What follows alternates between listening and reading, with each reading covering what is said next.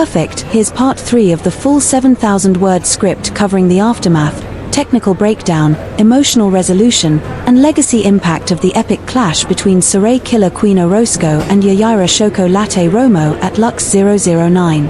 Aftermath, bruises and cheers. When the cage door opened and the fighters stepped out, they weren't the same women who walked in. Every inch of their bodies told the story: swollen cheeks, bloody brows, split lips, bruised ribs. But their posture said something more: pride. Orozco, draped in her country's flag, raised her arms to the crowd, soaking in the adoration. The crowd chanted her name not out of favoritism, but in acknowledgement of what she had just endured. She had weathered the storm, danced with danger, and came out holding the torch. Yet the roar for Romo was just as loud. Yajaira Romo didn't leave in defeat. She left with her head high, a small smile beneath blooded nostrils. She paused at the edge of the cage, turned to face the crowd, and threw up a fist. Monterrey knew what they had just witnessed. Backstage, in the quiet after the storm, both women received medical attention: fours, ice packs, stitches. They were silent, both looking at each other with that fighter's nod. No trash talk. No bravado. Just respect. In the post-fight interviews, Orozco's voice cracked as she spoke. "She's tough. So damn tough. I gave everything I had. Every punch, every counter. She kept coming. I had to dig deeper than I've ever dug before. This was the hardest fight of my life." Romo, when asked how she felt, smiled through the swelling and said, "I didn't win on paper. But I think I gained something more. The respect of the people. That's forever." Social media exploded. Hashtags like #KillerQueen Shoko Latt, #Lux009 Classic, and #Women's MMA Fight trended across Mexico and into international combat sports threads. Analysts, fighters, coaches all chimed in. Joe Rogan reposted a clip of the final round. Valentina Shevchenko tweeted fire emojis with one word: respect. Even Lux Fight League posted an official graphic: Fight of the Year. No one disagreed. Technical breakdown, blood, brains, and brutality. Now that the dust had settled, analysts began dissecting what truly made this fight so unforgettable. Beyond the heart and the hype, it was the technical elements that elevated it to legendary status. Orozco's precision and footwork. Orozco's greatest weapon was always her composure. Her footwork was elegant under pressure, pivoting off center line to create angles, never letting Romo get free entries without cost. Her jab was sharp, often doubled up, disrupting Romo's rhythm before it even began. Her use of elbows in tight, particularly in rounds 2 and 3, sliced through Romo's forward march. Her clinch defense, though tested, showed intelligence, wrist control, sneaky knees, and separation techniques. The spinning back fist in round 3? Perfectly timed. A moment born from repetition and awareness. Romo's relentless pressure. But Romo was the embodiment of chaos. Her pressure was more than physical, it was psychological. She never gave space. Never allowed her opponent to breathe. Her entries were messy but effective. She turned takedown attempts into scrambles, and scrambles into ground and pound chaos. Her work to the body was a key factor in the 4th round momentum shift. She understood that breaking Orozco's posture began with stealing her gas tank. And the shot that wobbled Orozco behind the ear. A reminder that timing beats speed, even in the hands of a brawler. Battle of adaptations. Where this fight really shined was in how both women adjusted mid-fight. Absolutely. Let's continue with ***part 2*** of the 7,000-word script for the showdown between ***Saray killer Queen Orozco *** and ***Yajaira Shoko Latt Romo *** at Lux 009 ***. This section will cover the deep waters of the fight, rounds 4 and 5, as the momentum shifts, fatigue sets in, and legacies begin to take shape inside the cage. Round 4, the deep waters ***. They say the 4th round is where the ghosts come. Where your lungs scream for air, where your legs feel like bricks, and your mind begins to question your heart. That's where this fight had arrived, the championship rounds, even if no belt was on the line. The pride, the honor, and the roar of the crowd were enough. The bell rang for round 4, and it was Romo who surged first. Her style never changed even when exhausted. She pressed forward like a machine with a mission. Her punches weren't as fast now, but they were heavy. Deliberate. Orozco moved more slowly too, but she was still calculated, reading Romo's timing and trying to pick her apart. And then it happened, a massive momentum shift. Romo lunged forward with a right hand and caught Orozco with a hook behind the ear. Orozco's legs buckled. Not dropped, but staggered badly. She caught herself against the cage, shaking her head. The crowd gasped. It was the cleanest shot Romo had landed all night. Romo swarmed. Punches in bunches. Hooks, uppercuts, body shots. She wasn't trying to look pretty.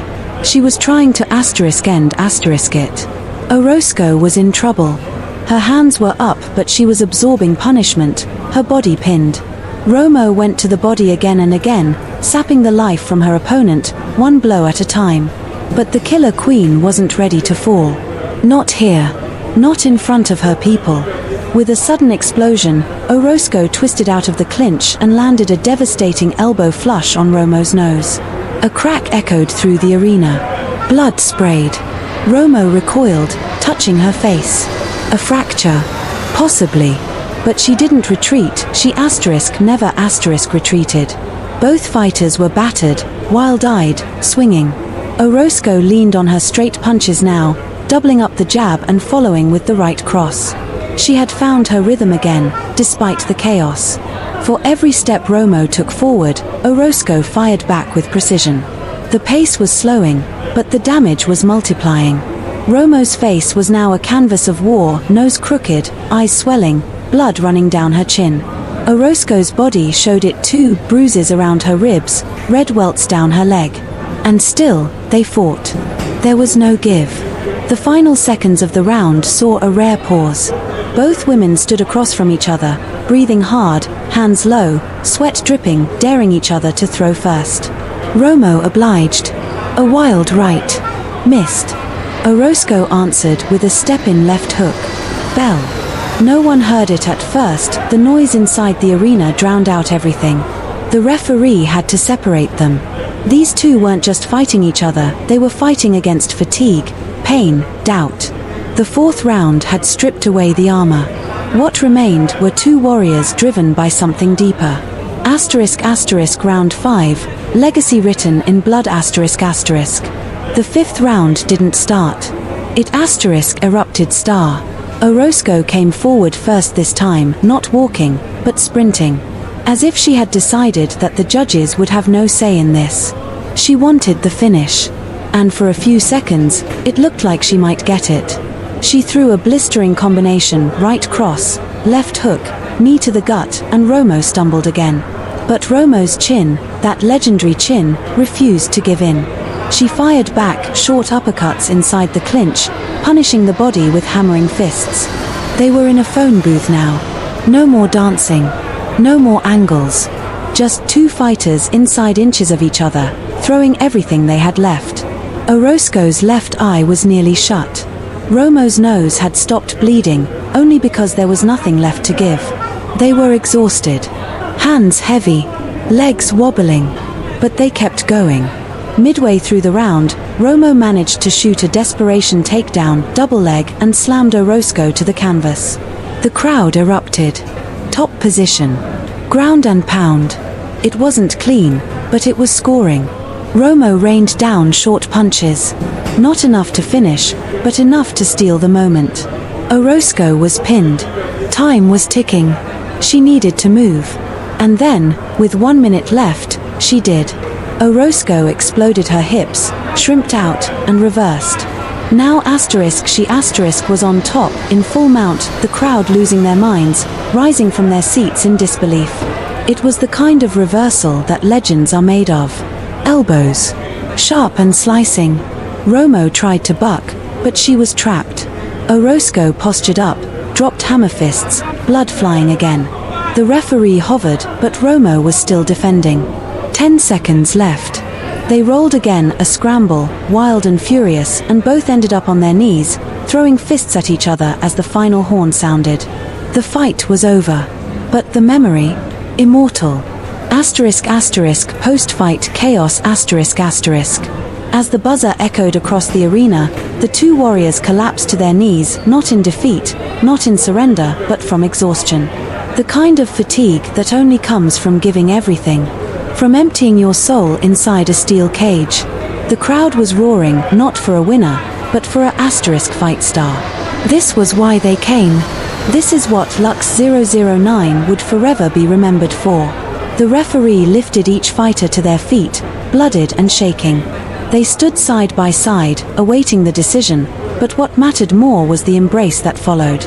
Romo pulled Orozco into a hug, tight and real, whispering something only they could hear, something only fighters who have gone to war together would understand. The decision ***. It was close. So close. The announcer stepped to the center. The tension was thick. Scorecards read. Judge 1 scores it 48-47 for Orozco. Judge 2 scores it 48-47 for Romo.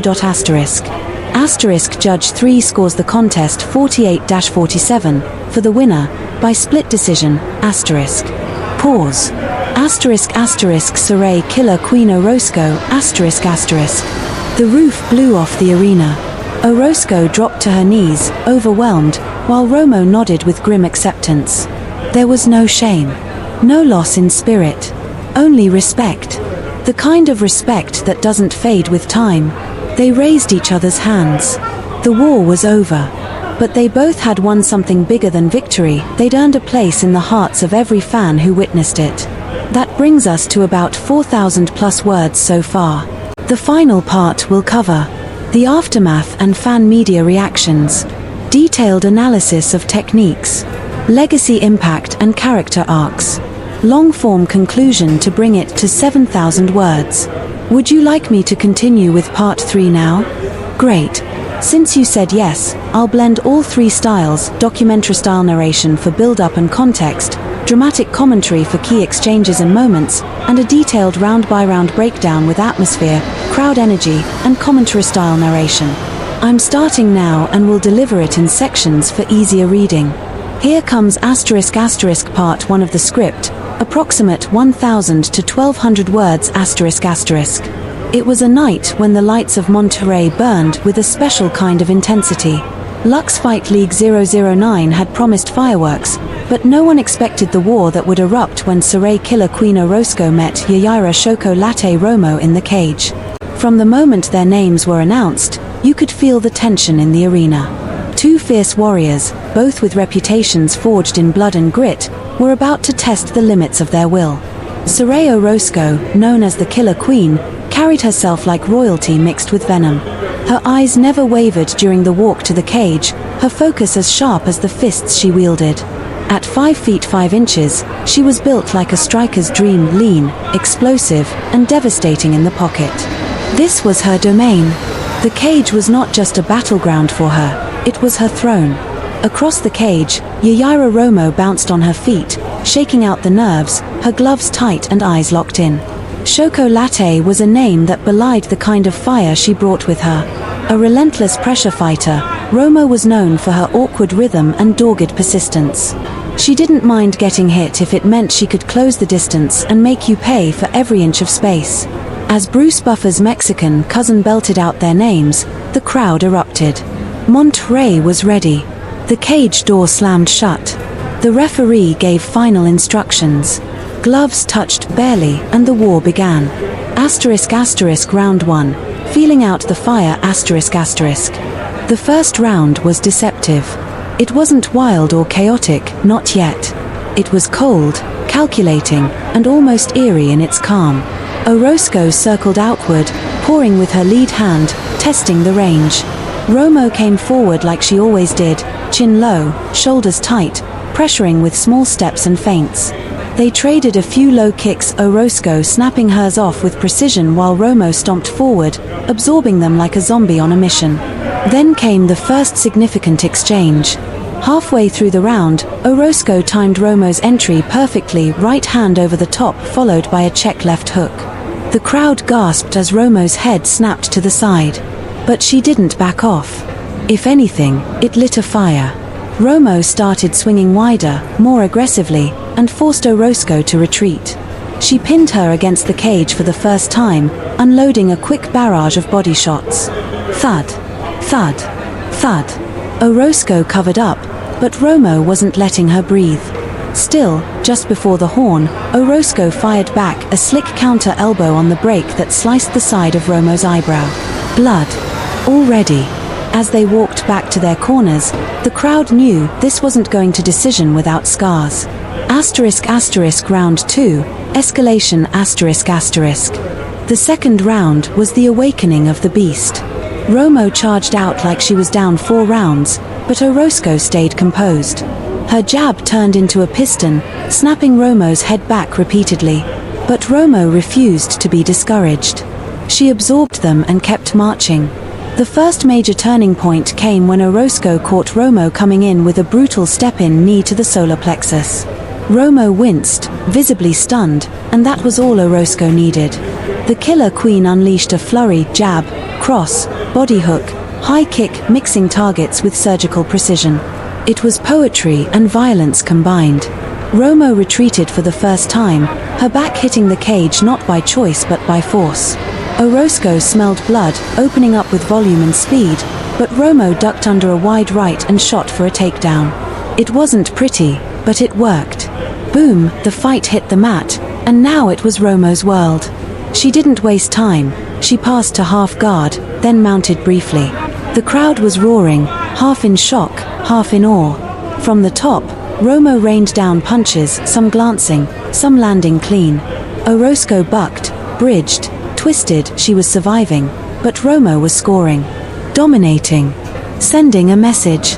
When the round ended, both women were breathing heavy, sweat dripping, blood trickling. They locked eyes for a second before turning to their corners, pure fire between them. Round 3, Clash of Wills ***. Round 3 opened with a surprising twist. Orozco came out aggressive. Not reckless, but assertive. She'd been smothered at the end of round 2, and now she wanted to remind Romo whose fight this was. She started cutting angles, sticking and moving, digging to the body with crisp hooks. Romo bit down and answered with hooks of her own, but Orozco was sharper, cleaner. Her footwork allowed her to pivot off the center line and punish Romo on the turn. Midway through the round, Orozco landed a clean spinning back fist that sent Romo staggering. The crowd lost it. Romo caught herself on the cage, turned, and smiled, a grin laced with madness and grit. She wiped the blood from her lip and charged forward like a soldier, ignoring the pain. The rest of the round was mayhem, Romo turning it into a dirty brawl in the clinch, Orozco slicing with elbows and short knees, both women screaming with every strike. There was no break. No timeout. Just raw, primal combat. By the end of round 3, it was dead even on many scorecards. The damage was visible. Orozco's cheek was swelling. Romo's cut was leaking again. Both corners worked feverishly to patch up their warriors. And the crowd? They couldn't sit. They were on their feet, hands raised, chanting, cheering. They knew they were watching something unforgettable. Let me know if you'd like part 2 now ***, which will cover rounds 4 to 5 and lead up to the climax, or if you'd prefer I send the full script in one go once it's done. Great.